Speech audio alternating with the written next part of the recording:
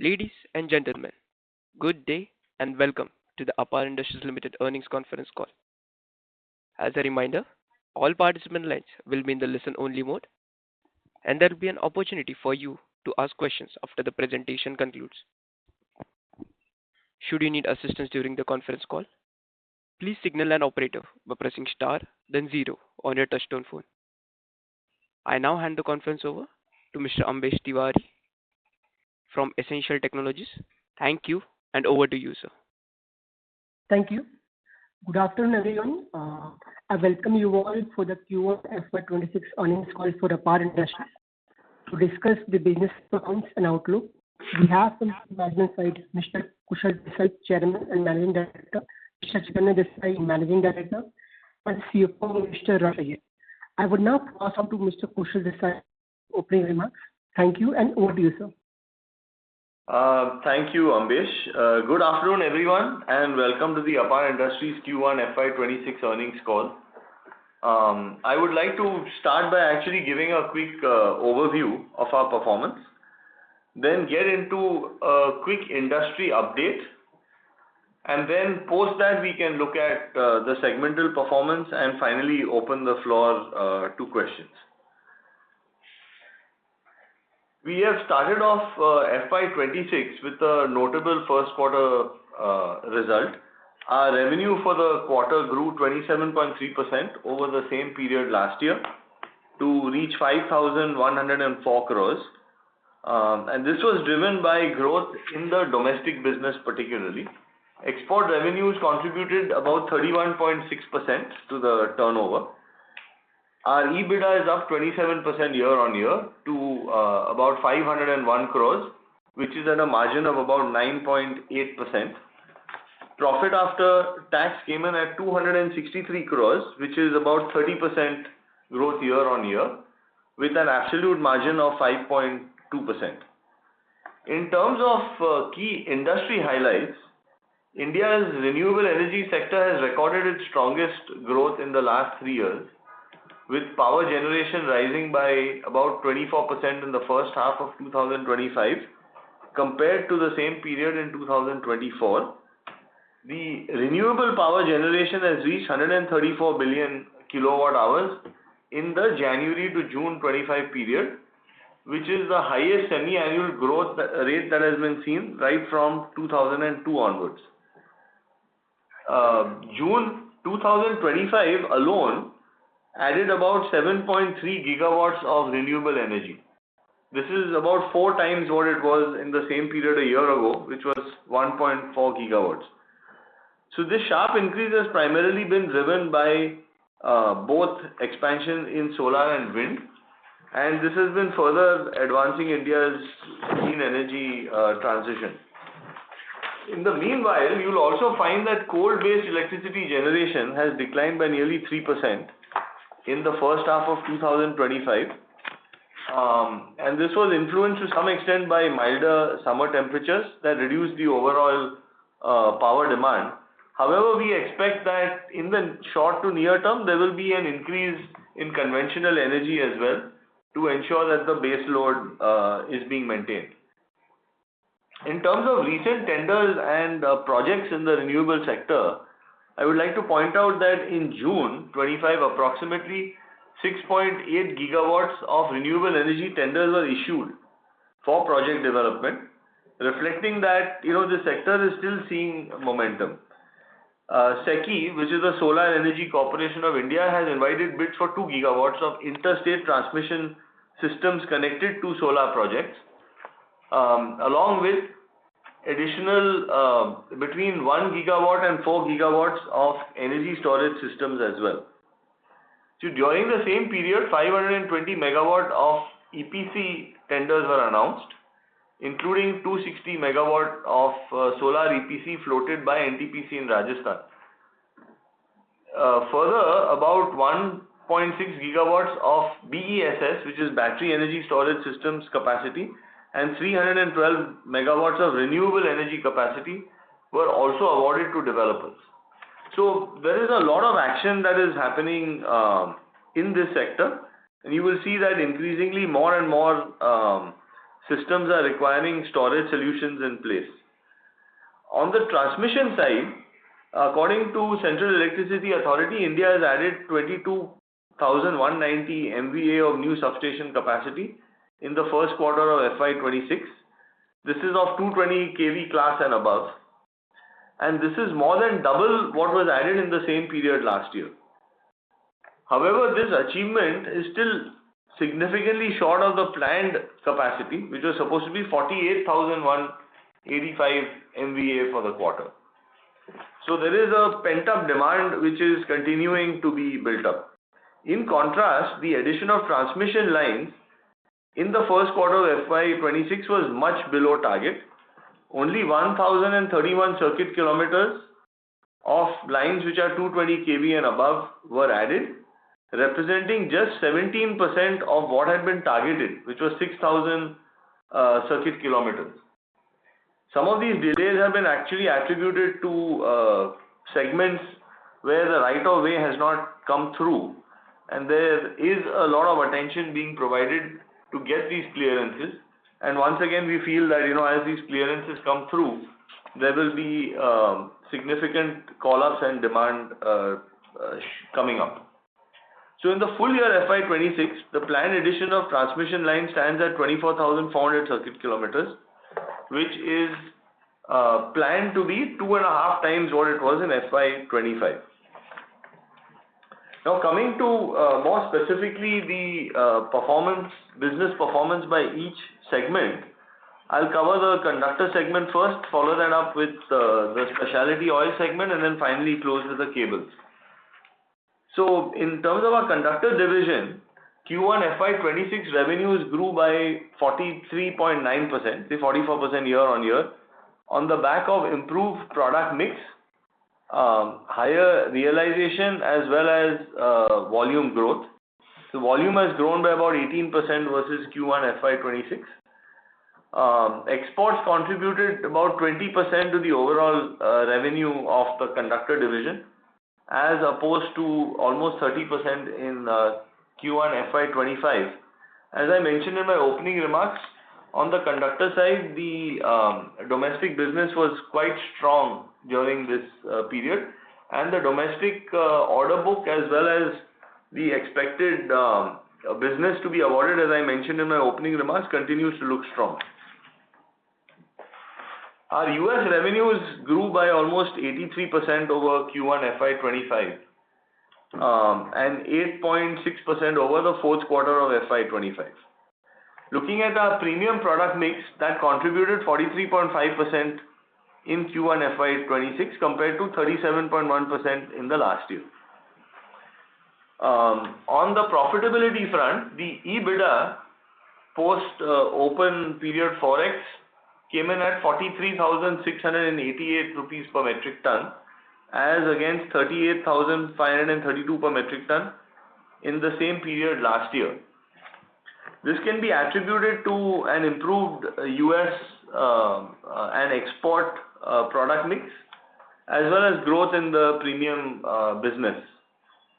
If you look at the order book, our current order book stands at 7,779 crores, and the new orders received during the quarter were about 3,135 crores. So all in all, the conductor business has put in a very strong performance. Coming to the oil business, even though the revenues seem to be flat over last year, given that the average price of crude gas oil and some of the derivatives were lower than the same period previous year. However, the volume has grown by 8.1% compared to Q1 FY25. Transformer oil volume was higher by 7.4%. The domestic transformer oil volume grew by almost 20%. So it's really the overseas business which was a bit slower. Automotive oil grew by about 8.4%. Industrial lubricants grew by around 15.9% year on year. However, as I said, the export side was a little bit slower. Many transformer oil projects in some of our key markets like Saudi Arabia, South Africa and Australia have got a bit delayed. We do have a strong order book, but its execution has been pushed out by a few months. For the first time, the export mix actually came down to 36.7%, which used to always remain 40 plus. Last year, on a comparable basis, it was about 45% of our revenues. Our expectation is that this is a temporary blip, and as the project executions start picking up, you will see this whole equation reverse.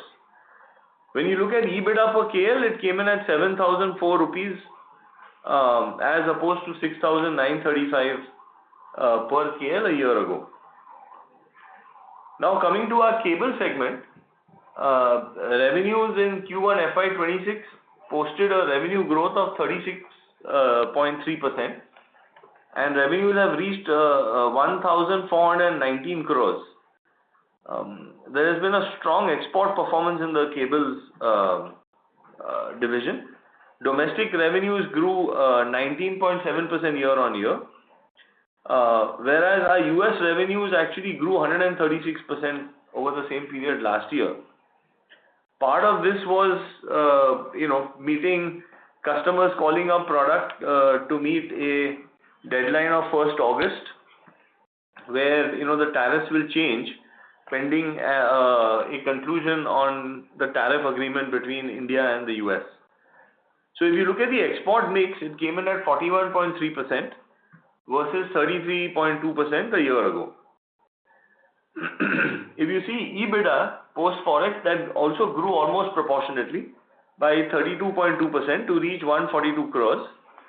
The EBITDA margin came in at around 10%, which is marginally lower than what it was in Q1 FY25.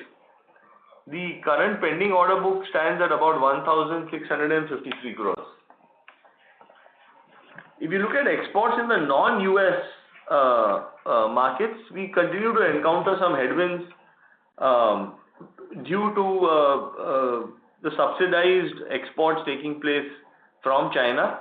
I had mentioned in the last earnings call that we had at the end of the full year results, where Chinese products are being subsidized by between 8 and 12%, and that trend continues.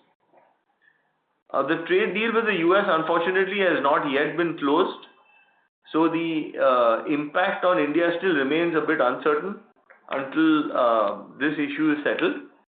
However, pending the finalization of the import duty structure, we are given to understand that many US clients are sitting on the fence. They are going a little slower in terms of ordering, as they are not clear exactly what the landed cost will be.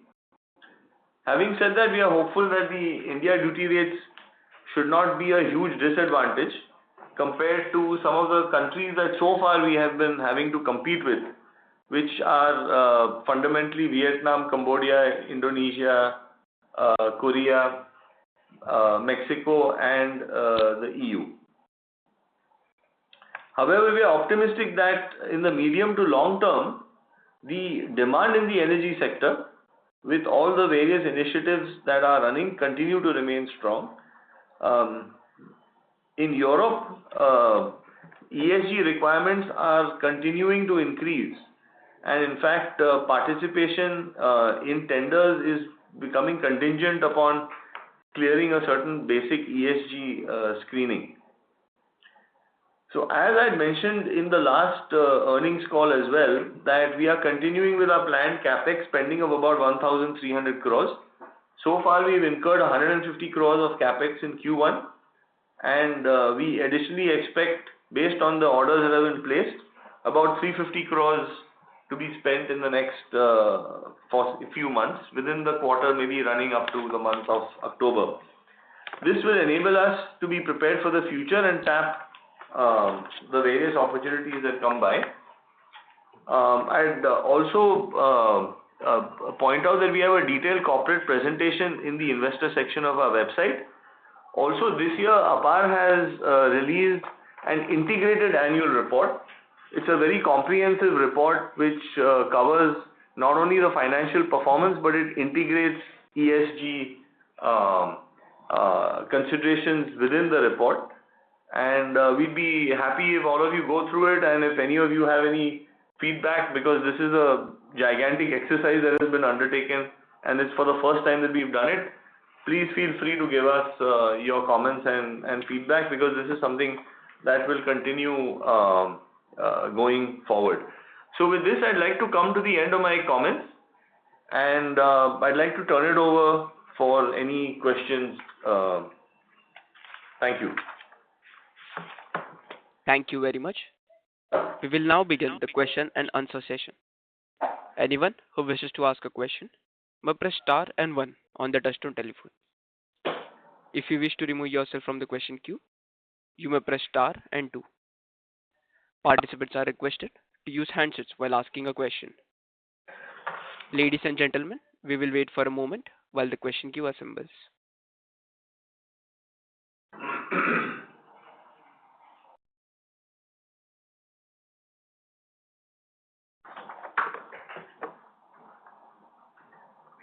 We have a first question from the line of Vidit Trivedi from Asian Market Securities. Please go ahead. Yeah, hi sir. Thank you for the opportunity and congratulations on great set of numbers. My first question is with respect to the conductor division. We've seen the realization is close to 43,000. My question is, how sustainable are these levels, or should we stick to the earlier guided range of 30,000 plus tailwinds? Yeah, as we have always been saying, this our conductor division, because of the various products that we have, the premium and non-premium mix changes, and also the geography mix changes, and different product categories have different margins. So always we have been saying that our guidance has been about 30,000 plus tailwinds, and in many ways the tailwinds are not so easy to predict. So we continue with the same guidance, 30,000 plus tailwinds, and the tailwinds will depend on the use of premium mix and non-premium mix, on the various metals involved, the geography mix, the kind of products which are there. Comprehensive mix of that will determine the EBITDA for the quarter. Got it, sir. So second, on the US growth this year in the conductor division, it's close to 83%. So can we assume that this is also because of the pre-buying? As sir mentioned that in the cables division, a lot of activity was seen because of the pre-buying. Yes, to some extent, yes, we can see that one of those activities, because this duty structure is uncertain at this stage, and therefore customers have been insisting for some early deliveries. Sir, what's the rate of duty when we export to the US and the other players export to the US?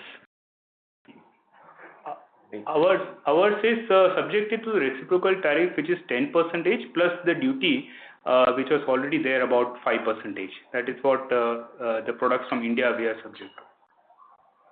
But then different countries have different rates of duties. In some cases, the reciprocal tariffs are there. In also, as you have been reading the newspapers, there's a duty on aluminum, on steel also.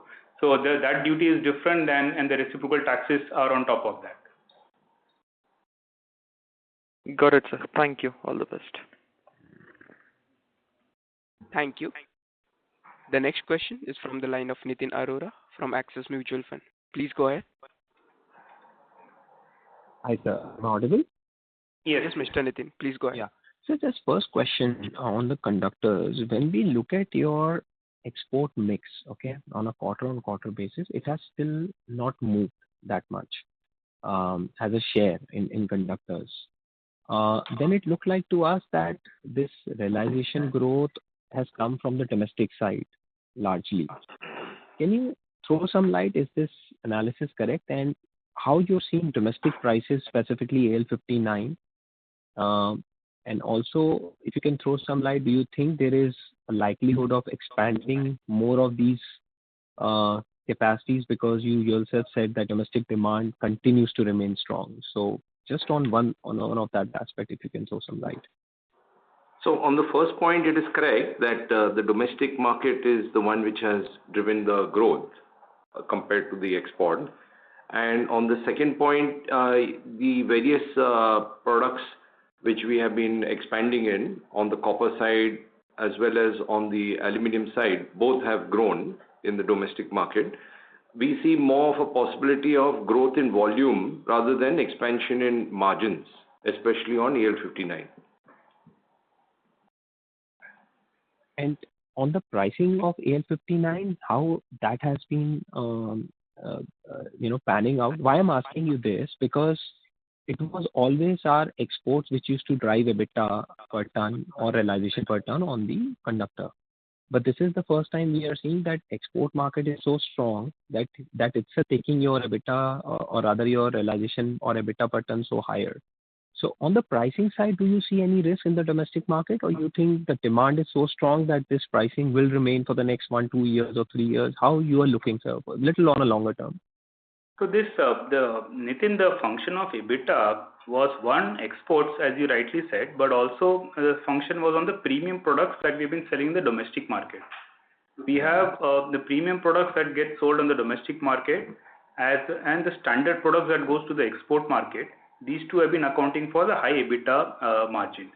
And as you have seen in the earlier, even in the non-premium part of the domestic business, lastly, because of AL-59, we've been able to get a higher price as compared to the traditional ACSR conductors. And as of now, and it has been happening for the last 2-3 quarters, the entire AL-59 has replaced the traditional ACSR market. So there are these three things, at least on a big scale, that is accounting for the higher EBITDA. Export was just one part of it, but the high premium mix as well as more use of AL-59 has also added to the EBITDA margin for the division. Just on that export part, I think you explained in the last call as well, because one is obviously the reciprocal tariff. The other part, even on the steel, aluminium, they are putting a lot of tariff. I'm talking about US. And that's where Sir touched base that there might be a situation that he might start putting capacities there. Because as you rightly said in the starting of your point, what will be the landed cost? Nobody knows at this point in time. And that's for every country. Given steel and aluminium, I think the duties are similar. India is not known how much they will put on us, but at least for the other markets, the duty on steel and aluminium is about 30-40%. I'll just clarify that. Yeah. So, there are the tariff in the US, there is one which is a reciprocal tariff. However, the basic materials, which is steel, aluminum, copper, and a few others, are falling under a completely separate classification called Section 232, which are products of strategic nature to the government of the United States. So there the tax is an absolute, the tariff is an absolute tariff.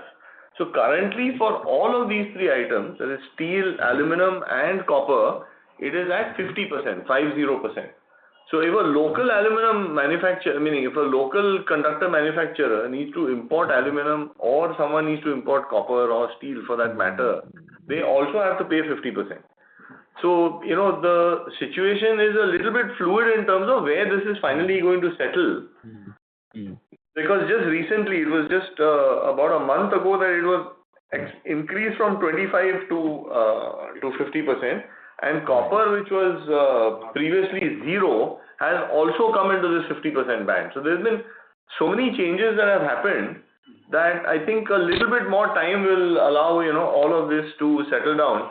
In the meantime, there will also be some more clarity in terms of the reciprocal tariff that India will have with respect to the US. What I mentioned earlier in terms of the rates with some of the countries from where imports are taking place, that is a reciprocal tariff. So the Section 232 is an absolute number. There is no reciprocal tariff, nothing. It's just a fixed number irrespective of pretty much where the import takes place.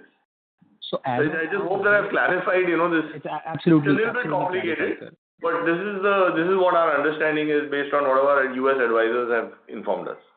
So this is very helpful. So basically anyone, either you supplying from India or someone else supplying from the other country, the raw material import cost is the same, or any US local player also importing that, the duties are the same as of now. The American manufacturer will have a 50% duty on his raw material, not us. Right. We don't have 50% on our raw material. So if supposing we are exporting a cable which is having aluminum in it at the moment.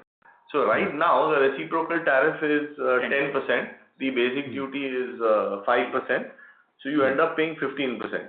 if today I file a bill of entry in the United States for aluminum ingots, it would actually attract a 50% custom duty under Section 232. Now, what the final Indian tariff settles at, we need to still understand. But I mentioned a few countries. The EU currently, the settled deal is at 15% reciprocal tariff. Right. Then you've got Vietnam, which is I think at 19 or 20%. Indonesia is at 19%, etc., etc. Japan is at 15%. So let me ask you this way, sir. At what percentage you think will go favor for India, at least for our business? I don't know about any other business, but let's so we were previously competing when the tariffs were the same. For when the tariff was the same for Indonesia, Vietnam, India, Korea, Japan, all these places. Right. So if we are not at a disadvantage relative to these countries, then it should. The customer will be bearing a higher price, and whatever is the effect of the project cost going up will result in some amount of demand getting a bit handicapped. But we will not be then at a competitive disadvantage to these countries. The EU is at 15%, which is lower than the rest of the Asian countries that the export is happening. But I think in the course of the next few days, I think there should be more clarity on this particular front. Got it. Very helpful, sir. I'll come back in the queue. Thank you so much. Thank you. The next question is from the line of Amit Anwani from PL Capital. Please go ahead. Hi, so thanks for taking my question. First question on the cables business. This quarter we saw pretty strong exports growth. Export number for cable is almost 586 crores versus almost 350-400 crore run rate whole of last year. And despite that, the margins are keeping at about 10%. So first thing I would like to understand is this strong export is coming from only US or this other functions also. And second, despite export contribution going up this quarter, why the margins are still keeping at 10% for cables? So, there is an overall growth in exports. A larger portion has gone to the US market. Part of it was, as I mentioned in my opening remarks, to try to pick up a tariff where, it had been declared at that 10%. There has been some impact that has happened because in some contracts, the customer has paid the higher tariff, that's the 10% reciprocal tariff. In some cases, we have had to negotiate and compromise with the client and make sure that all of this product has gone through. So a combination of these, plus some of the freight rates also had gone up in the short term when everyone is trying to push the product into the US during this interim period, where the tariff was pushed back. So there's been so many moving parts, so I wouldn't look at it as a fundamental change in the business economics. What fundamentally can change is if the tariff situation becomes something that's highly unfavorable. I also want to emphasize that the US market on cables is about $55 billion, and 40% of those cables are still imported. And even though there are a bunch of new plants which are being declared, if you look at the cumulative output of those 4 or 5 major plants which are coming there, the output would just add up to a few $1 billion. And the growth rate there is about 3% a year on year, at least so far. So just the growth is equal to $1.5 billion or $1.65 billion a year. So our assumption is or thinking is that once this noise settles down, there will be a certain, the demand should start coming in. The issue right now is that if someone were to say that what is the landed cost of my product, you are not in a position to give that number. Yeah. Sir, again, for cables, earlier we were highlighting about the competition increasing. So any change on domestic market on the competition front for cables as well as conductors both? So on the cable side, the competition does continue. There's really been very little change in the intensity of competition. We have been focusing on certain areas where Apar has been fairly strong. One of the segments which has been growing very rapidly is the wind segment, because that's something that was very slow for the last few years. Currently, there are several new windmills going in, especially the hybrid projects, which is a combination of solar and wind. So we are seeing a good growth on the elastomeric cable and the windmill side. But otherwise, there is no change in there's no major change in the competitive intensity. It still remains competitive. So our emphasis has been really on improving productivity and taking out conversion costs, energy efficiency. We have a bunch of new windmills which are coming through for our own third-party captive, which will also help reduce power costs, etc. Right. Sir, on cables part, the premium mix has gone up significantly. Q4 it was about 1,300 odd crores. This quarter also roughly about 1,200 odd crores. The run rate previously was only 800-900 crores. So wanted to understand, you explained that the reason also for EBITDA pattern being higher is the standard product sales in US and premium product sales in India. So wanted to understand which premium products we are talking about, if you could explain more in the domestic market, which has contributed very strong contribution from premium products during this quarter and in Q4 as well. Yeah. So generally, there's been improved execution on the HTLS, which is the high temperature low sag. There's also been a growth in the entire copper set of products. We have overhead railway conductors, we have copper transpose conductors going into transformers, and we have bus bars. So that range also has grown, besides the HTLS and some of the execution of the semi-EPC turnkey projects that we have on the HTLS. So overall, that whole group, every line item has pretty much shown an increase on that side. That's how we are seeing. Even the order book has increased by almost 8 percentage points from the same period in the previous year.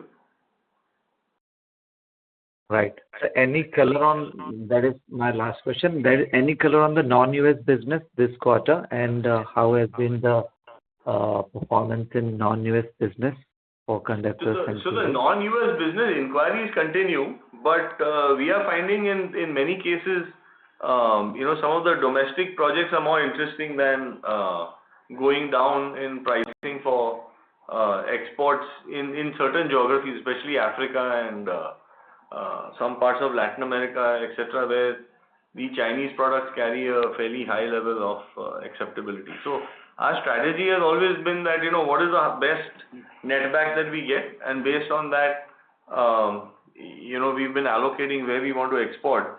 Over the last few years, and including in this capex cycle, we keep on increasing the fungibility of our equipment. So it gives us so much more flexibility to be able to move around within the product mix. So that's why sometimes you find that Ramesh starts off being more conservative, and then the number, because if the opportunity comes up, we have the ability to switch on the fly. Yeah. Just a clarification on capex. We said 1,300 crore and 350 crore is additional, or it is the part of that? That's the execution of that. So already. So when we spoke about this 1,300 crores, which we expect to spend by June of 2026, of that 150 crores physically has been already spent, and then 350 crores is what we expect to spend in the next few months. So progressively it will go through. The big payouts will come actually around November, December, January, when you pay for all the equipment, because initially you pay 20-30% of the value of the equipment, and the rest of it comes later on. So progressively this is being executed. Understood, sir. Thank you so much, and all the best. Thank you. Thank you. The next question is from the line of CA Garvit Goyal from Invest Analytics Advisory LLP. Please go ahead. Hi, am I audible? Yes, Mr. Garvit. Please go ahead. Good evening, sir, and congrats for a decent set of numbers. My first question is from your opening remarks. You mentioned about the transmission lines that we have achieved 17% of our annual target for FY26. So, is it due to monsoons entering earlier in India or any structural issues that you are seeing? No, so last year the last year number was very majorly affected because of the elections as well. But if you're talking about so far in the first quarter, 17% of the planned quantity has been executed. So if you were to split it into 4 quarters, it should have been about 25%. So there is a little bit of and part of it is because the monsoons did come in a bit early. There's also a right-of-way issue. Many lines have got stuck because of right-of-way acquisition matters. There's also a few forest permissions and clearances that are required. So the expectation is that given the fact that so much solar is being added, these lines also will have to speed up. And I think everybody right from CEA downward, including the PMO's office, everyone is aware of this particular issue. This is on the back of last year being also relatively missing the plan, as I mentioned, by a fairly large number.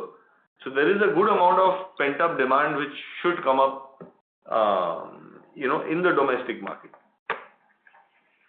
Got it, sir. And secondly, on the there are some issues happening in the industry related to delays in approval for solar projects that are to be connected with grid, and some land availability issues that you rightly mentioned in the domestic market. So conductors are also important components in the wiring of the solar plants. So are you seeing any slowdown here in the orders in Q1? So we've had a reasonably good order book, as we mentioned, 3,000 plus crores, 3,175 crores approximately.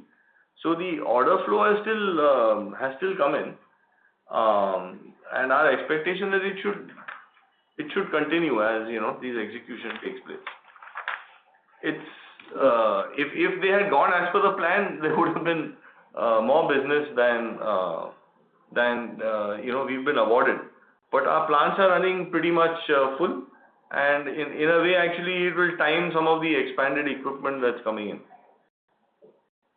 Okay, but actually, I'm just trying to understand from you regarding the industry issues that recently came into picture regarding some approval getting delayed with respect to solar parks to be connected with the grid, and secondly, on this ISTS waiver that is removed from the inter-transmission connectivity. So, are these issues anyway going to impact our business going ahead? I don't think so. In fact, these are matters which have to get resolved, and I think, as I mentioned, even at the highest level, there is a reasonably good understanding of what the issues are. So people are all working towards solutions on this. So in fact, on the contrary, I believe that in the months going out, you may see stronger demand. Once these issues get sorted out, there will be more ordering that will take place. Got it, sir. Thank you very much, sir. That's it from my side, sir. All the best for the future. Thank you. Thank you. The next question is from the line of Charanjit Singh from DSP. Please go ahead. Yeah, hello, sir. Thanks for the opportunity. So my question is on the premium conductors. So specifically in the domestic market, if you can help us understand in terms of the demand supply scenario, and from the growth perspective, what is the current size of the market, and how do you see over the next 2 to 3 years? This is mainly for the domestic market premium conductors. There is no, Charanjit, there are no sources to get the market information on these kind of premium products. But what is also happening due to various right-of-way issues and the general increase in electrification, there is more tendency to switch to reconductoring, due to which the work on reconductoring is happening on may happen on a faster I speed. don't like this camera because I don't like this beginning. First of all, it's a girl thing.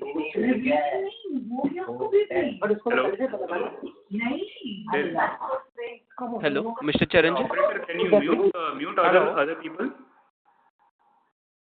Hello? Yes, sir. Yes, sir. Can you mute other people? I don't know from where the noise was coming. Yes, sir. Sorry for the interruption, sir. Right. Yeah. It's clear. So Charanjit, there are no organized sources of getting this market for these premium products. But as I said, there is more move to do more. Hello? Hello? Yeah. Yes, sir. Yes. So as I said, there are no sources to get this market information. And overall, there is, as I said, there is more tendency to do more of reconductoring projects because of various right-of issues, because of time cost, because of capital cost outlay by the utilities company. So there is more tendency on the premium part of the conductor business. Okay. Sir, in terms of the execution of the projects and especially in the US market, how you're seeing that on the ground, and when you are saying, in terms of the stocking and the inventory buildup which has happened there, this could be, for what duration, you would generally see the kind of, inventory buildup happening there? So, the Charanjit, on the build-up, it's not really, these are all projects which are being executed. So, most of the products have actually gone to project sites. And I think calling them up a little bit sooner is only because these guys, whoever has been importing the products in, has already given a fixed price, previously for the bid. So this is not like the kind of stocking up that happened at COVID, where there were several months of destocking to take place. At least not in our products, because we were not in a position, already running at a full capacity. We only gave some preference to clear off orders where the settlement had taken place with the customer in terms of we will land it prior to 31st of July. So I don't see really a big overhang from the current supplies. What will be critical to see is where this tariff finally lands up. And hopefully it will not be disadvantageous to India. If it isn't, then we would continue to see, the order flow taking place. And on the contrary, we've really improved our go-to-market, channels, the distributors we signed up. We have today a team of 3 full-time representatives in the US. We have a 4th colleague who is going to be joining shortly. So the team is being enhanced, and our sense is that once the noise settles down, then I think business should start picking up again. Got it, sir. Sir, on the EBITDA per ton perspective, would you like to change your guidance in terms of what the number has been, or you would like to maintain at the earlier level of guidance itself? So we have been increasing these guidances on the conductor EBITDA per metric ton.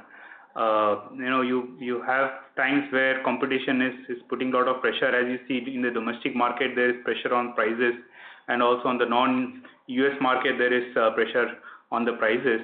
But wherever we feel that we have that confidence that the EBITDA cannot go beyond X level, that's where we put our guidance on, and we have been increasing that. Having said that, in the last quarter we increased further to 30,000 plus tailwinds. For now we are studying, and depending on how the future quarters and US tariffs, and there are so many moving parts to all of this, currently we would like to maintain it at 30,000 plus the tailwinds. And as I said, the tailwinds could be positive depending on various things that happens, but we are not able to predict the exact amount of what kind of tailwinds that will happen in a quarter. So we'll probably wait until all this quarter gets settled down. I think after that, if any revision has to be done, I think a more appropriate time would be once all this settles down in terms of US tariff, etc., etc. Got it, sir. So thanks a lot for taking my questions and all the best for the future. Yeah. Thank you. Thank you. Thank you. The next question is from the line of Nilab Jade, an individual investor. Please go ahead. Hello. Yes, sir. Please go ahead. Yeah, please go ahead. Okay. Hello. Sir, congratulations on a good number, sir. One question I have regarding the for a long time you were telling earlier, at least in 2024, we have heard that you are facing lot of competitions from the China because they are transshipping the goods to Vietnam. So now, how is the situation panning out after this transshipment tariff has come in? Are you facing some better ecosystem with regards to the competition? You mentioned that they are still giving 8 to 10% subsidy, but this transshipment was a major issue you were facing earlier. How the things are now? So I think the current US administration is very much aware of this. And I think the undertones have been very clear that, if they start picking up, activities of this sort, then there could be, an immediate change in the tariff that country is facing, whether it's Vietnam or whether it's Cambodia, etc. So I think the current the level of heightedness that is available now is much higher than what it was prior to the Trump administration coming in. So I think it's something for us to wait and watch. But if this transshipment route is being used, then I think whoever's using it is really gambling on this. That's the sense that we have. And another question, I am listening to your conversations. One thing it is, I know there are a lot of confusion right now in terms of tariffs and because raw materials are higher tariff in USA. So net, even if 8 to 10% subsidy China is giving, given that, but there are a lot of tariffs have come in, almost 30% tariffs on Chinese products. So net, I do not across the products. What is the competitive advantage? How much competitive advantage China is now having over us with those subsidies and etc.? How much in terms of percentage? So, on the subsidies constitute anywhere between 8 and 12%. In terms of efficiency of conversion costs, etc., there is no difference. We are able to, in a level playing field, we are in a position to compete against the Chinese on a day in, day out basis. Okay. Yeah. Okay, fine. Okay, thank you. Thank you. Thank you. The next question is from the line of Nikhil from Kizuna Wealth. Please go ahead. Yeah, hi sir, and thank you for giving me the opportunity and congratulations on the great set of numbers. Thank you. So my first question is with so much uncertainty to cables export, so are we still guiding 25% value growth in the cable segment? Yes, we are still guiding 25% value growth on the cables. So that's great to hear. And then my second question is let's say India, as you mentioned that tariff, we have the tariff of total with the duty is 15%. And if you assume that reciprocal tariff goes to 15 to 20%, and then our landed cost would be a 25 to 30%. So will we be advantage over the Chinese competition or not with that kind of scenario? So currently the Chinese tariff is generally running 20% higher. So when the interim tariff for India and various countries was at 10%, the Chinese tariff was at 30%. So right now it seems like the new normal they're looking at is a 15%, which is what they have finalized with Japan, what they finalized with the EU, etc. So it's all speculation right now. It's in a matter of a few days, I think some of this should start getting settled down. But I don't think India will be at a disadvantage relative to China, and that 10% gap will, at least as far as the US market is concerned, may not really be much of a worry going forward. Also, as we mentioned in the last call, this is not the first time that China has had such subsidies. where the Shanghai Metal Exchange is so much lower than LME, and the premium basically doesn't exist there at the moment. So the Chinese government, when the losses go up of the subsidy become too large, they have in the past just completely reversed it as well. So it's not something that will be sitting with us forever. We've seen it happen a couple times before, and we've seen it getting reversed as well. Okay, sir. That's great to hear and reassuring. And so my next question is like the cable segment. How was the volume growth in that segment? And are we assuming the same kind of volume growth going forward too? We don't report volumes in the cable segment because there are a number of categories within the segment. So we are only reporting the value over here. But yeah, I mean, to answer the question, that yes, there is the demand, domestic demand remains reasonably strong. For us, what's important is that the premium segments, or the segments where we differentiate ourselves, the demand for that, should be strong. Then that's how our domestic participation happens. We are seeing the wind sector is doing reasonably well. We are also seeing that solar is continuing to expand. We are supplying several data centers here in India. So we see that the demand generally in the domestic market has been strong. What may get affected in the short term for the cable side is the export to the US because of the until this tariff thing gets sorted out. But fundamental demand, we don't see too much of a let up. It will continue to be there. Yes, sir. And so my next question is like the new contracts that we are signing, or new orders that we are getting. Who will pay the tariff? Like, are we supposed to pay the tariffs, or it will be split between the client and you? So what are the new norms of these orders that we are taking in? So tariff today is coming as a line item. So it comes with a straightforward assumption today saying that okay, the tariff at the moment that we priced it is at this. Whatever changes happen is not to Apar's account, it will be to the client's account. And if the client is not willing to accept that, then we are actually not taking on the business and we are just sitting it out. The orders that are continuing to come in today are those attached to projects which are at advanced stages of execution. Because you see, the cost of the cable is about 5% of the cost of the project. So even if you have a 10% difference, it becomes only 0.5% on the project. So delays in the project actually would result in a much higher overrun than just paying the increased tariff. So we are not taking on any more tariff risks for new orders and new business that we have been signing on ever since this whole tariff thing got declared. So whatever compromises had to be made was before the order book which we were carrying prior to the the declaration of the tariffs, the 10% increase that happened of the reciprocal tariff. And the same thing is also true on the conductor side. Both the divisions, Apar has been following exactly the same practice. Okay, so that's really great to hear.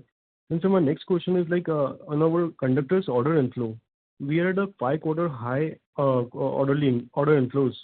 So on the conductor segment. So sir, how like majority of these might be from the domestic business, as you said. So are we looking at the export? How are the export RFPs and all that in terms of conductor side business order inflow? Yeah, they are okay. As in, like it was explained in an earlier question, answered towards that we are getting the RFQs and we are giving the quotations, but our success ratio has dropped because of the intense competition from China, which is subsidized. But this may not last for long, hopefully. So we are keeping with the market and we are actively sort of trying to make inroads again into that marketplace, but at a reasonable price. Okay, sir, that's great to hear, sir. Thank you for giving me the opportunity, sir, and all the very best. Yeah, thank you. Thank you. The next question is from the line of Himanshu Upadhyay from Bugle Rock PMS. Please go ahead. Yeah, hi, good afternoon. My question was on the oils business, okay. what we are seeing is we are having pretty good growth rate on the better products, okay, transformer oil, auto oil, and which we have been highlighting in industrial lubricants versus rubber processing oil and some of those segments. But the margins wise, it seems there is not much of an improvement, okay. Though it seems YOY it is some improvement, but again the price of crude has fallen. No, so I think the reference which I read out and I mentioned during my opening remarks is a quarter-to-quarter reference. So if you see in the first quarter of last year, it was also the highest margin that was there in the year. So if you see on an absolute level, a margin of 7,000 plus EBITDA per KL is one of the higher margins that we've had. And are we seeing means the margins what we are having, what we are expecting? Will it be because of product mix improvement majorly, or yes, it is primarily driven. Volatility is helping. No, the volatility is actually not helping at all. It's actually dragging things down. Otherwise, it would have been even higher. It's really the mix. The transformer oil part of the business has grown, and so has the lubricant side of the business, as I mentioned in my earlier remarks. So these are the two segments which have grown. The white oil business has actually, export side of the white oil business has degrown, because that's really something that's very tactical for us. The margins weren't good, so we just allowed that part of the business to slip a little bit. And the transformer oil and oils business, some of those challenges which are there on the conductor side, are those the similar challenges on the transformer oil and?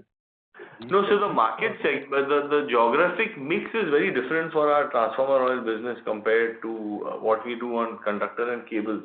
In conductor and cables, both of their largest market outside India is the Americas. So when you add up, the United States, Canada, and some of the LATAM countries, that's where their focus is. If you look at our transformer oil business, we are very strong in Asia, all across Asia, right, including Australia. We have a very strong position in South Africa. We have a strong position in Turkey, and we are the largest in the GCC. So it's a completely different geographic footprint. So there, the challenges which were there is that some of the projects in these countries, in Saudi and Australia, South Africa, got postponed a little bit. So even though we have a good order book, the execution of that got pushed out. Okay. Yeah, thank you from my side. Yeah. Thank you. The next question is from the line of Sagar Dhawan from ValueQuest. Please go ahead. Yeah, thanks for the opportunity and congratulations on a good set of numbers. My question is on the US demand, sir. Basically, if you just keeping the tariff-related uncertainties aside for a minute, what is your outlook on the US demand after the Big Beautiful Bill getting passed as an act? Because it puts a place in service deadline for the renewable projects to come in to avail the incentives. So, does it change anything on the demand front for you in the US because of the urgency it creates for the renewable projects? So, if you look at the renewable, it falls under actually three buckets. You have solar, you have onshore wind, you have offshore wind. So, for a long time, we've been saying that the offshore wind side, has been one which cannot operate without significant subsidies, and that's the first one that's getting killed. If you look at the other end of the spectrum, which is solar, solar can actually be viable even without subsidies. It's the cheapest form of power today, pretty much in most of the world. And in North America, it's a good source of power because most of the country receives fairly good sunshine. So we don't expect any massive change coming from the solar side. The wind side could face some challenges, especially projects where the subsidy is playing an important role and the plant load factor is not good based on just the natural amount of wind that's flowing.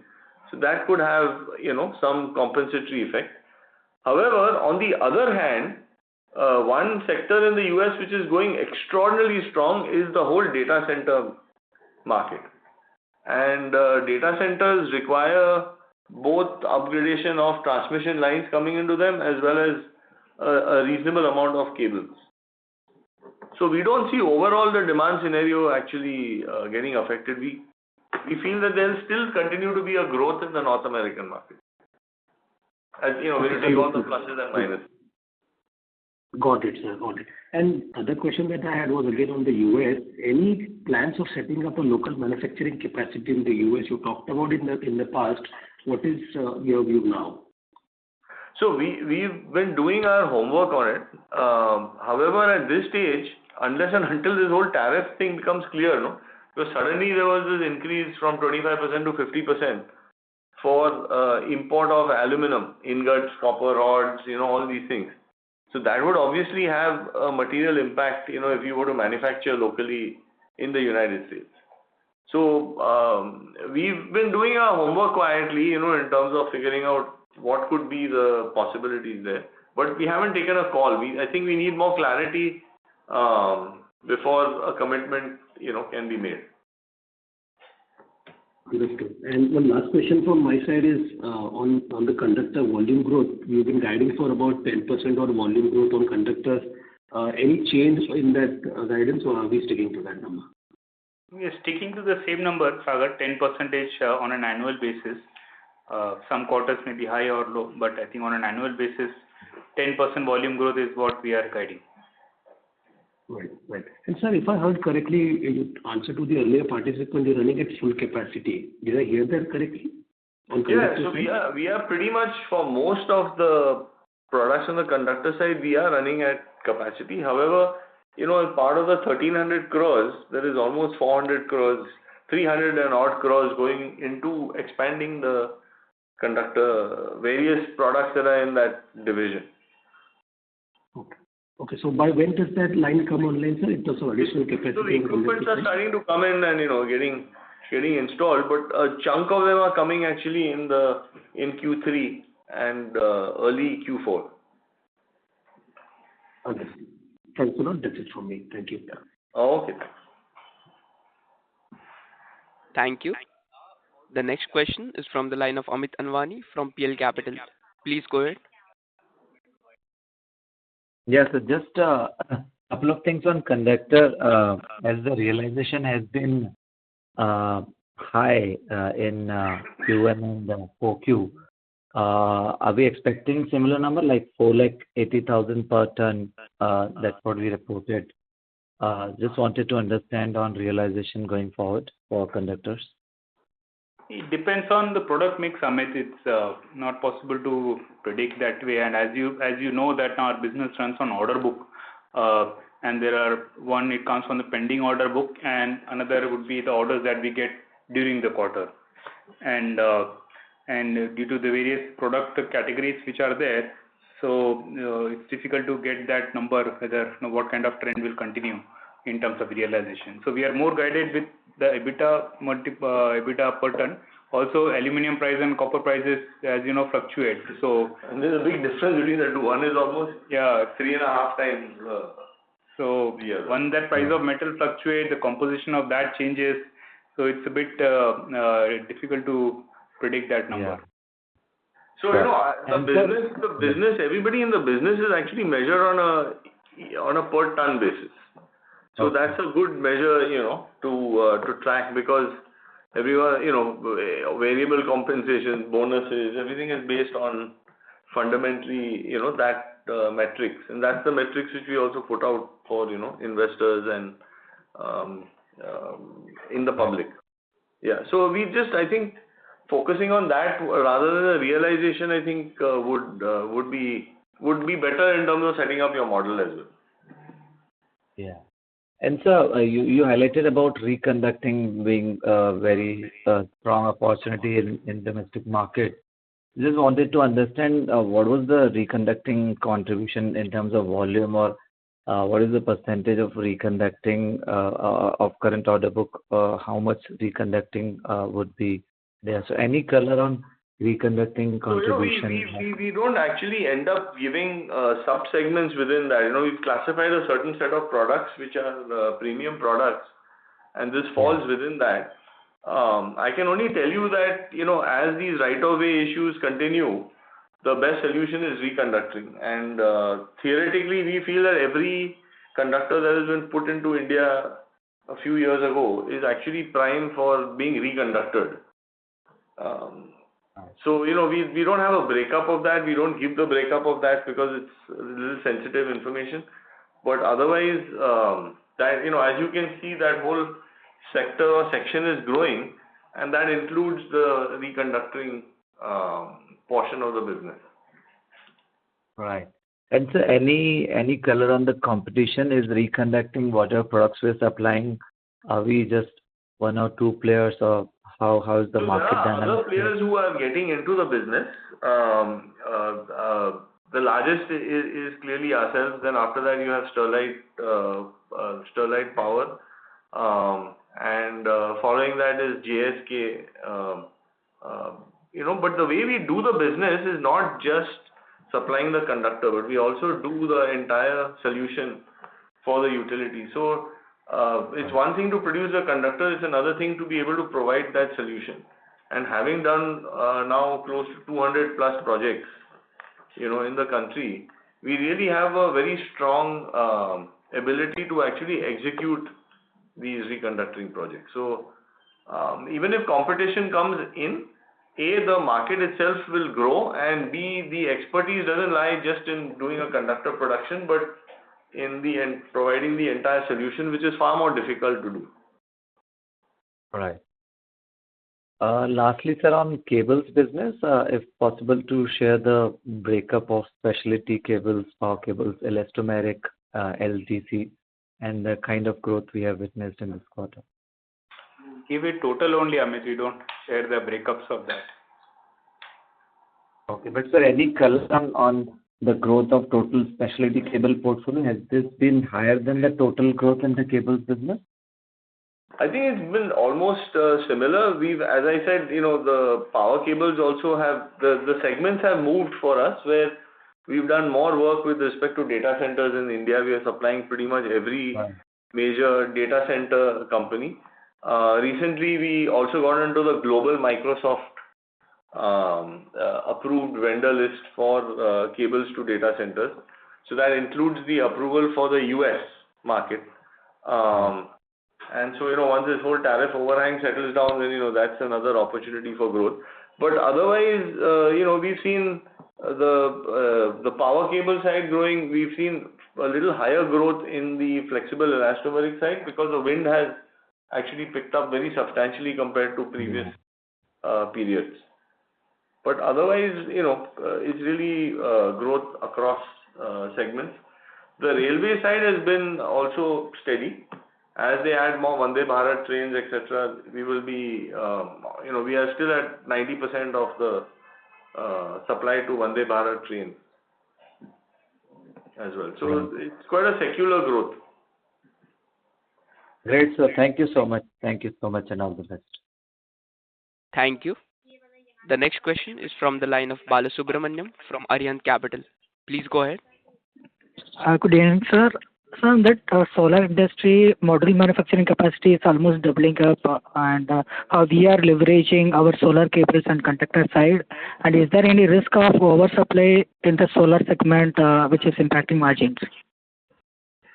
So on the solar side, we have substantially increased our own. So, if you look at the solar cables, as you've seen that investor deck, that we have, the presentation which we have, which is the comprehensive, company presentation, 140 odd page. So that is a slide which gives all the different types of cables used in the renewable energy. So one is the string cable, which is the cable that's connecting the panels. That is where Apar actually has a very strong position, because those are electron beam cables. We have, we do our own compounding. We manufacture the whole cable end to end, every component that goes into it. So that part of the business has been substantially growing for us. The margins there may have come a little bit under pressure because the volumes are just higher, but that business has been growing quite substantially. Then there is the cables which connect the panels into the substation, which is essentially a power cable. And the requirements in the US are quite unique. The requirements in India are relatively straightforward. So, that part of the business for us, we just measure it up against other opportunities that we have for power cables. So the solar cables which we talk about, where Apar has a very strong position, is the DC cables, which are the cables that are used for stringing the panels. So there we've invested in capacity. We have capacity to grow, and in fact, my sense is that the highest amount of addition is still to come, because as Reliance starts producing their own modules, there will be a huge amount of execution that they will do. Similarly, as I read out earlier in the in the opening remarks, the momentum of more and more solar projects continues to grow. Some of these solar projects are very large in size, so you will start seeing more premium conductors being used, so that the evacuation that can be done from those sites is actually carrying much higher power from those sites. Okay, sir. So on the oil storage terminal side, like how much cost reductions we can expect from JNPT, UAE expansions? Will this improve our export competitiveness? So, first of all, what's happening today is that since we've exhausted building storage within our existing facilities, we actually have rented out a whole lot of tanks outside. So this is going to result in actually consolidation of that. A lot of tank land is basically sitting on companies which previously used to manufacture liquid products, and they've shut down, and they've been renting out these tanks. So as time passes by, the rental value on these tanks is continuing to grow, or companies are going to redevelopment of that land. So you'll see that tank capacity will start getting a little bit more scarce, as well as will get more expensive. So this is one way of actually consolidating our stocking, making sure that the base oils are also maintained with very good quality in terms of storage, because when you use so many third-party facilities, we don't have as much control on how the product gets into the tank, gets out of the tank. And it does open up, as you did mention, the possibility of exporting product in bulk, which we haven't been doing so far. It's all going out in flexi bags, etc. So that bulk portion is still a discovery that needs to take place. But the project can be justified simply on a payback based on external storage costs. Got it, sir. So on that export side, especially we are focused on aluminum alloy cables and 8000 series, especially for US. Is there any copper demand lacking due to cost or any performance factors? No, so previously what was happening is that copper in the US had zero duty, whereas the cables carried a duty that was the same as aluminum. Okay. So as a consequence, there was more competitiveness that a local US manufacturer had to produce copper-based cables compared to aluminum alloy-based, the 8000 series. Now the situation has changed where copper has been moved into that strategic 232 section. So we have to see. We have capacity that's coming on stream within the next few months. So once the dust settles, we can move around in terms of whether to produce more copper or to produce more aluminum alloy, or to actually allocate more cables to be produced for the US market itself. So there's a lot of flexibility that will come at our end as this capex is getting executed. So it's something that one has to still discover based on how this whole tariff thing settles down. But whichever way it goes, the product mix wise, we are very flexible. Got it, sir. Thank you. Thank you. The next question is from the line of Mayank Bhandari from Asian Market Securities. Please go ahead. Thanks for the opportunity, sir. I have one clarification. Our export in the oils business, does it include the sale that we are doing from the Dubai, Sharjah plant? Yeah, absolutely. It's the global sales that we report. And what was the FY25 number for that Sharjah plant? 1,000 crores. It's about 1,000 crores. Which was almost 1,000 crores. FY25 exact number you will find in the annual report because all the subsidiary numbers are there in place. But the number that we've been talking about is the overall consolidated number. Okay, so and just in terms of understanding the aspect there in the Middle East, we are hearing very good demand, particularly in the construction side. So, I mean, how is the business of specialty oils, particularly panning out from that segment? I mean, what kind of growth we should anticipate from that particular plant in Sharjah?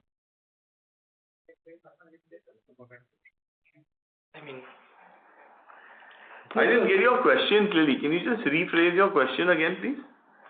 So, if specialty oils Sharjah plant, I mean, if we are exporting from Sharjah to nearby countries, I am assuming. So, I mean, how is the business growing in terms of the demand environment? If you could comment on that. Yeah, so actually it's a mixed bag. Some countries are doing very well. Like for example, there's a lot of infrastructure being added in Saudi Arabia, given that they have a commitment to increase in-country value. So as a consequence, there's a lot of new plants coming up, a lot of new requirements coming up from there, and the government is also expanding the infrastructure substantially. You've got other countries where demand is flat to marginally declining. Like you've got Oman, you've got Qatar. Qatar did a huge build-up before the World Cup. Some of the North African countries are a little slow. So Egypt has improved a bit, but it's nowhere close to what its peak was. However, from our plant in Hamria, we also export product into Australia, and South Africa is covered from there, for example. So it all depends on which geographies. But the thing is that Apar produces exactly the same slate of products. Whatever we produce in Hamria, those formulations are identical to what we produce in India. So we have actually 100% fungibility for our client. So we end up looking at wherever the freight and logistics are better, both in terms of timeline as well as in terms of cost. And then we work with our customers to allocate where it makes sense for them to receive the product from. And sir, we were planning to leverage on this cost advantage from that plant. So, I mean, why is this segment then overall not delivering growth? And I mean, the growth has been quite muted for quite some time. So, everything is relative. So when you look at the growth relative to what the whole segment is growing at, the entire specialty oil lubricant segment itself is growing at around 2 to 3%. So when you have an 8% growth, you are at around 2.5 to 3 times the market. Also, there are sub-segments in there. If, as I mentioned earlier in my opening remarks, the transformer oil side is proportionately growing because a lot of electrical networks are getting added. The white oil side, we've been dropping it off because we don't like the margins on some of those products, and we treat that significantly more tactically. But if you see the overall business of the oil side, the sales volume, if you see every year, every quarter has been hitting all-time highs. And it's not a very huge number, but it's very consistently been growing.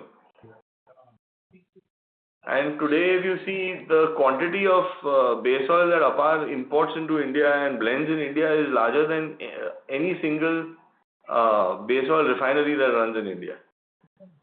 If you take the largest refinery of IOC, you take the largest refinery of HPC, we consume more than that entire refinery can produce.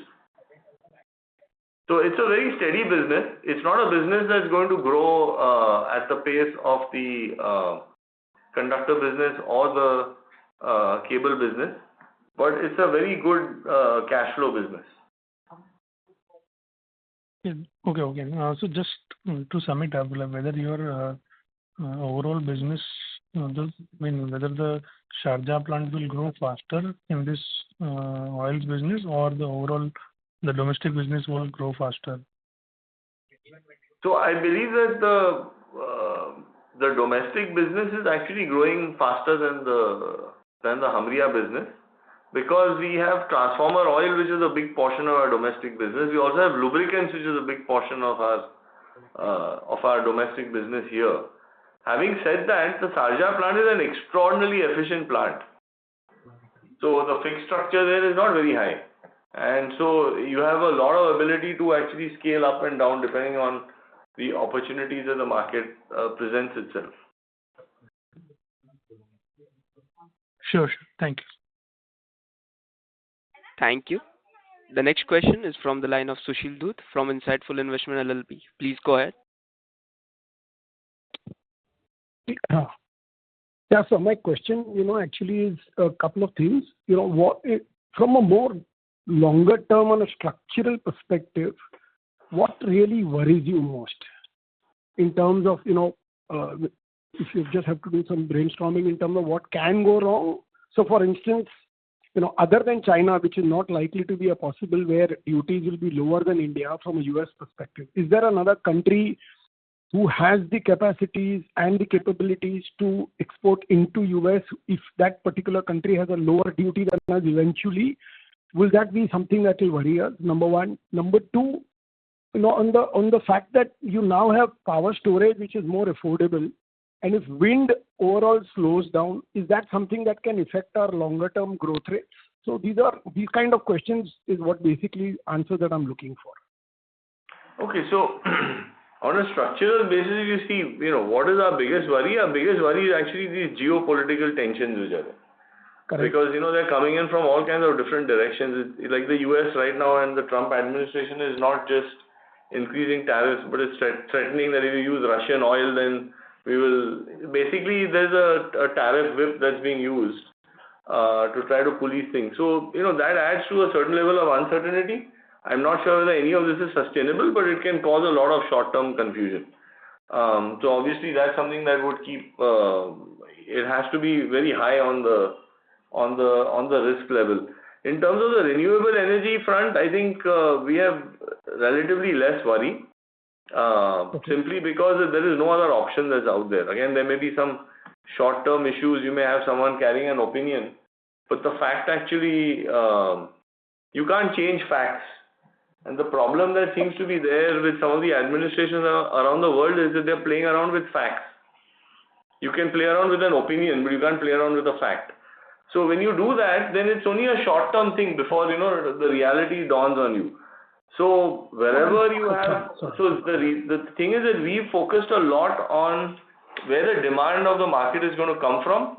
The solar demand is going to be universal everywhere because it is the fastest, cheapest form of power. Sir, with you on solar, completely. Yeah, on the wind side, we are focusing basically to a large extent on the wind in India, because what has happened here is that given that solar was cheaper and very easy to add, a lot of emphasis has been given to solar.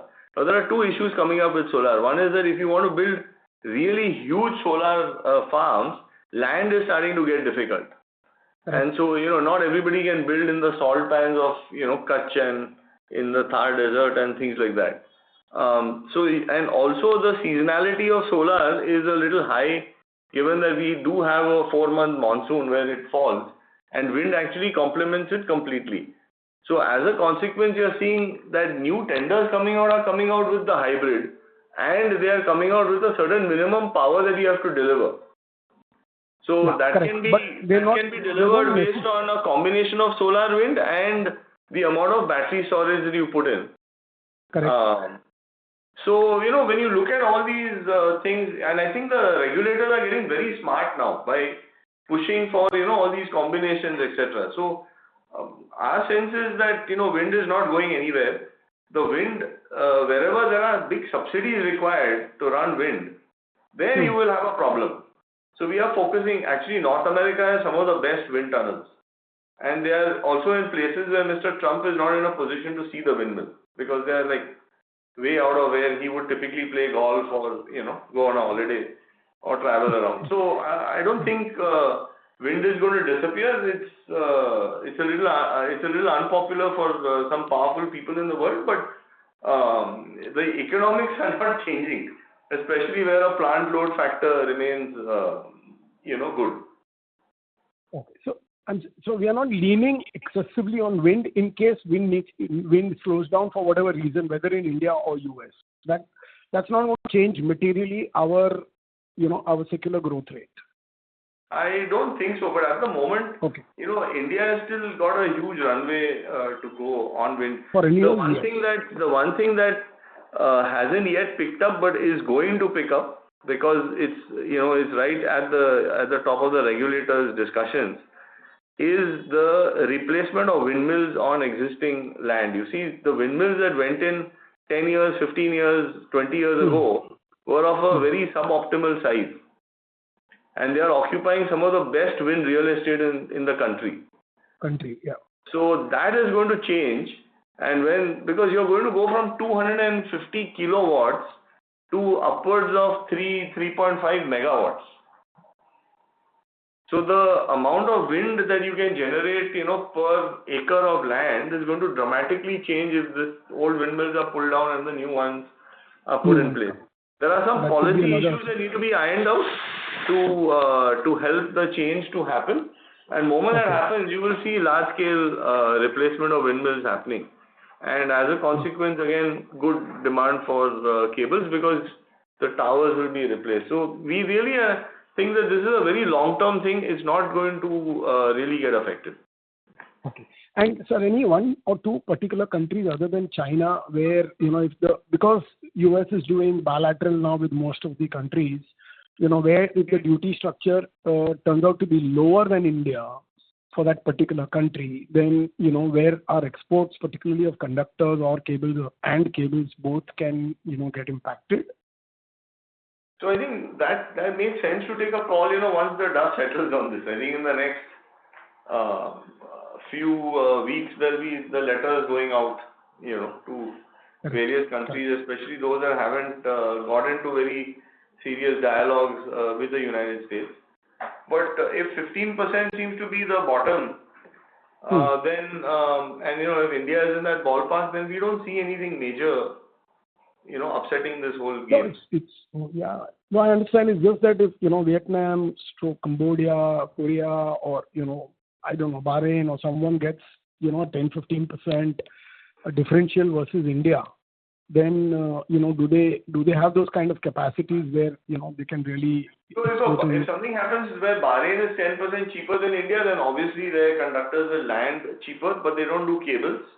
So the cables side of the business... Yeah, they do conductors. Also, there are still some specialty conductors which we do, especially the HTLS and, some other special forms which are quite popular in the US, which will continue to go from here. So I think, Sushil, we'll wait for it till all this happens, then fair enough. Take a call. Fair enough. Yeah. Thank you so much and best of luck for the year ahead. Thank you so much. Thank you. The next question is from the line of Vignesh Iyer from Sequent Investments. Please go ahead. Thank you for the opportunity. So my first question is on the interest that we paid for the quarter is around 85 crores, even though our execution is almost similar to what we did in quarter 4. So I wanted to understand if this lower interest outflow is majorly because of lower net working capital cycle, or is it because we paid off some long-term borrowings and our total cost has come down? So we have used cash and internal accruals to fund our purchases as compared to the letter of credit. So when you do the letter of credit, you have an interest element, but when you do cash purchases, that kind of cost comes down. So that's the reason you see in this particular quarter there is a reduction in the finance cost. It's also a measure of more working capital utilization that we are able to generate cash and internal accruals more to be able to purchase on cash basis. Right. So basically, instead of the working capital usage, we have gone for the internal accrual, right? I mean, that has resulted in this lower interest outlay, right? If I get it right. Yes. Hello. Yeah. Okay. And secondly, sir, on the cable division side, we have seen exceptional growth in this quarter. And as you, if I remember from your commentary at start of the call, it is because of higher procurement from US due to fear of tariff. So can we assume that the other 3 quarters on a normalized basis could consistently give us that 25% growth? So we have been targeting 25% growth. Now, actual number can be more or less depending on what kind of orders we get during that quarter. At the same time, domestic business is also very strong. Our domestic business is also growing by 20% odd. So we won't be able to give that impact how much will happen if that US my orders would have not got executed. What would have been the growth rate? Those would be difficult to predict. But overall, we feel that for the blended division, 25% value growth should be something that we can guide for. Okay, sir. That's all from my side, sir, and all the best for the year ahead. Yeah, thank you. Thank you. That was the last question for today. I now hand the conference over to Mr. Kushal Desai for closing comments. Yeah. Thank you everyone for joining our earnings call.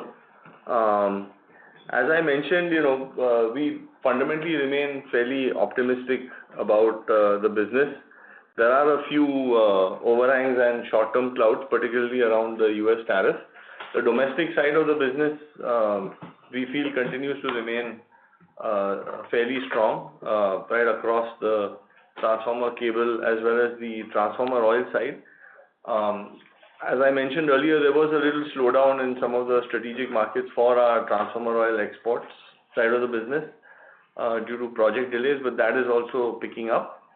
And I guess once the dust settles on the whole US tariff and import policies, then we should start seeing business again picking up there and getting to more normalized levels. So with that, I'd once again like to thank everyone for taking the time to be on our earnings call. Thank you very much.